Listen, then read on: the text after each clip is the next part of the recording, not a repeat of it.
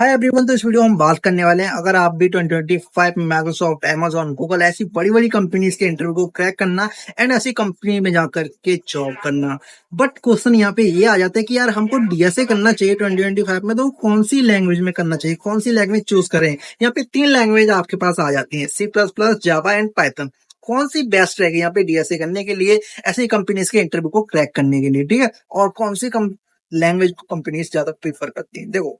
तो इस क्वेश्चन को ना मैं आपको इस वीडियो क्लियरली खत्म कर दूंगा एंड आप डिसाइड कर पाओगे इस वीडियो को एंड होते ही कि हमको कौन सी लैंग्वेज ऑफ करना चाहिए, डीएससी कौन सी बेस्ट है। तो देखो, अगर आपको एक कॉम्पिटिटिव कोडर बनना है ना, एकदम डेटा स्ट्रक्चर है, एल्गोरिदम के आपको कोर कंसेप्ट को समझना है डीपली जाकर के, ठीक है। एक हाई लेवल लैंग्वेज, ठीक है, मतलब कि एक हाई लेवल के एल्गोरिदम लिखना चाहते हो, एकदम डीपली जाकर के समझना चाहते हो डेटा स्ट्रक्चर एल्गोरिदम को, तो यहाँ पे आप C++ में करो, ठीक है। C++ में करो, ये एकदम बेस्ट रहेगी, एकदम कोर कंसेप्ट आपको समझ में आ जाएंगे। बट आप चाहते हो कि यार हमको तो इतना डीएसए करना है कि कोई भी कंपनी हो गई, ठीक है, माइक्रोसॉफ्ट, अमेजॉन, गूगल, उसमें जाकर के हम जॉब रेडी हो जाए, टेक इंडस्ट्री में जाकर के हम जॉब रेडी हो जाए भाई। तो हमको तो इतना डीएसए करना है, बस हमको नहीं समझना उससे ज्यादा डीपली। तो इसके लिए फिर आप जावा में करो, ठीक है। तो जावा में आप जॉब रेडी हो जाओगे, जितनी भी कंपनी की रिक्वायर्ड है वो सारी चीज आप यहाँ पे जावा में कंप्लीट कर पाओगे, ठीक है। अगर आपको उससे भी ज्यादा चाहिए, कंपनी से भी ज्यादा सीखना जाकर के, मेरे को तो यार और ज्यादा डीपली सीखना है, ठीक है, कंपनी को इतनी रिक्वायर चाहिए, मेरे को उससे ज्यादा और सीखनी है, तो आप C++ को यूज करो। बट आप एक बिगिनर हो, बहुत ज्यादा आपको कोडिंग आती नहीं है अभी, बट आप डेटा स्ट्रक्चर एल्गोरिदम को सीखना चाहते हो, तो आप यहाँ पे पाइथन को यूज कर सकते हो, ठीक है। बिगिनर हो, ठीक है, आपको कोडिंग के बारे में कुछ नहीं पता अभी, बट डीएसए करके एक बड़ी कंपनी में जाना चाहते हो, तो आप कंसेप्ट को क्लियरली समझना चाहते हो, ठीक है, इजी समझना चाहते हो, बहुत इजी हो जाती है पाइथन, ठीक है, इन लैंग्वेज से, ठीक है। तो पाइथन, बट ये स्लो होती है यार, इतनी कंपनी है ना, इसको प्रीफर नहीं करती पाइथन को, क्योंकि ये पाइथन है ना एक ओपन सोर्स लैंग्वेज है, ठीक है। मतलब कि इसमें ना बहुत सारी चीजें ना ऐड होती रहती हैं, तो इंटरव्यूअर भी चाहता है कि यार इसमें ऐड हो रही हैं, अगर वहां पे आप जाओगे तो वो सारी चीजें ऐड होती हैं, तो उसके बारे में बहुत ज्यादा तो इंटरव्यूअर को पता भी नहीं होता है कि क्या क्या चीज कब ऐड हो गई।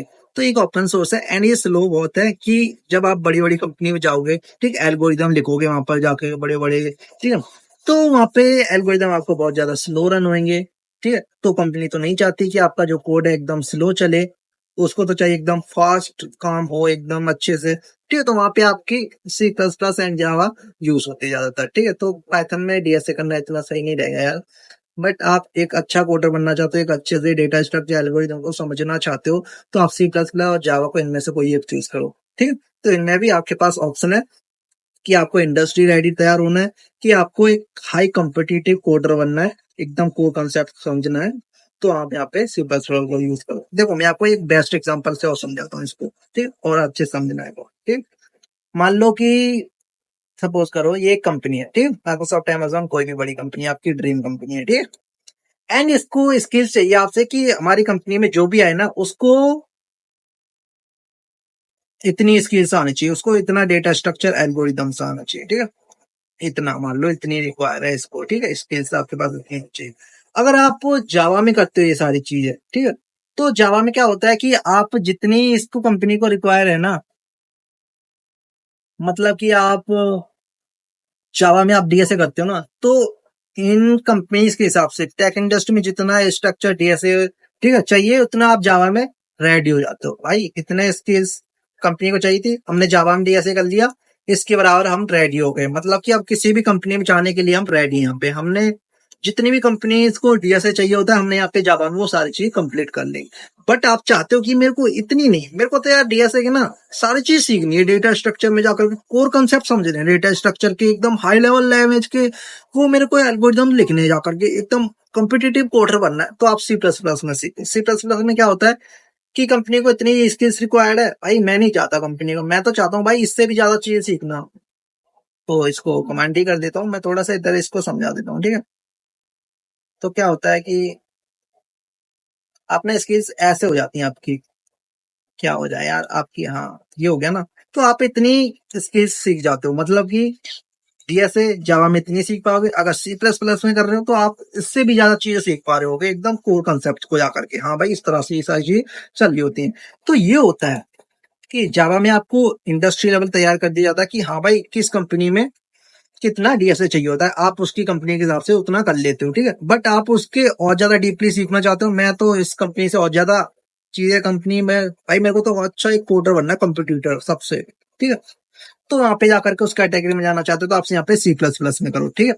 तो बट आपके पास एक क्वेश्चन आ गया होगा यहाँ पे यार, कि यार फिर तो इस C++ वाले को प्रीफर करेंगी कंपनी, ठीक है, इसको ज्यादा चीज आती है। नहीं, कंपनी चाहती है कि हमको इतनी चीज चाहिए, ठीक है, चाहे आपने जावा में किया हो चाहे C++ में, ठीक है। ज्यादा आपको आता है वो आपके लिए बेस्ट है। तो आप इतना रेडी हो जाते हो, मतलब कि जितना चाहिए आप यहाँ पे जावा में उतना रेडी हो जाते हो। अगर उससे भी ज्यादा एकदम डीपली सारी चीजें सीखना चाहते हो कि किस तरह से हमारा एल्गोरिदम है वो काम कर रहा है एकदम डीपली जाकर के, तो हम यहाँ पे C++ में करो। पाइथन वाले को आप कर तो लोगे, ठीक है, इतनी इंडस्ट्री लेवल आपको तैयार कर दिया जाएगा यहाँ पे, ठीक है, इतना हो गया, ठीक है, मान लो इतना हो गया आपका डीएसए। बट डीएसए बहुत, जब आप पाइथन में करो तो यार स्लो होता है, कंपनी नहीं चाहती। देखो इस तरह से इसका कोड रन होता है, मैं आपको बताता हूँ। मान लो कि ये कोड है, ठीक है, ऐसे रन हो रहा है, ठीक है, C++ का। बट जावा का है, जावा का ऐसे रन होगा, ठीक है, इससे थोड़ा सा स्लो रन होगा, C++ से भी, ठीक है, C++ से जावा का थोड़ा सा स्लो होता है, ये सोच के चलना। और पाइथन का होता है ना, पाइथन का ऐसे रन होता है, ये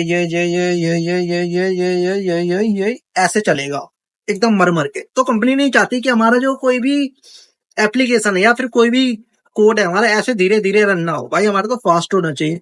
तो यहाँ पे प्रीफर करती हैं फिर C++ और जावा को, ठीक है। जावा एंड पाइथन में, जावा एंड C++ में किसी को भी यहाँ पे चूज कर सकते हो, ठीक है। 7 मिनट होगी, ज्यादा टाइम नहीं लूंगा आपका। तो यहाँ पे इनमें से कोई सी एक लैंग्वेज को चूज कर सकते हो, ठीक है। तो अब आपको समझ में आ गया होगा कि हमको कौन सी लैंग्वेज में करना चाहिए। अगर कंसेप्ट क्लियर हो गया ना तो वीडियो को लाइक कर देना, बस मैं समझ जाऊंगा हाँ आपको ये कंसेप्ट क्लियर हो गया, हमको कौन सी लैंग्वेज में डीएसए करना चाहिए, अब जावा में, C++ या फिर पाइथन में, ठीक है। तो वीडियो को लाइक कर देना। अगर चैनल को सब्सक्राइब करना चाहते हो तो मोनेटाइज हो जाएगा, 1000 सब्सक्राइबर हो जाएंगे तो आपकी कृपा होगी थोड़ी सी, ठीक है। तो बस इतना ही, 7 मिनट हो गया, इससे ज्यादा नहीं लूंगा मैं, बस ठीक है। मिलते हैं नेक्स्ट वीडियो में।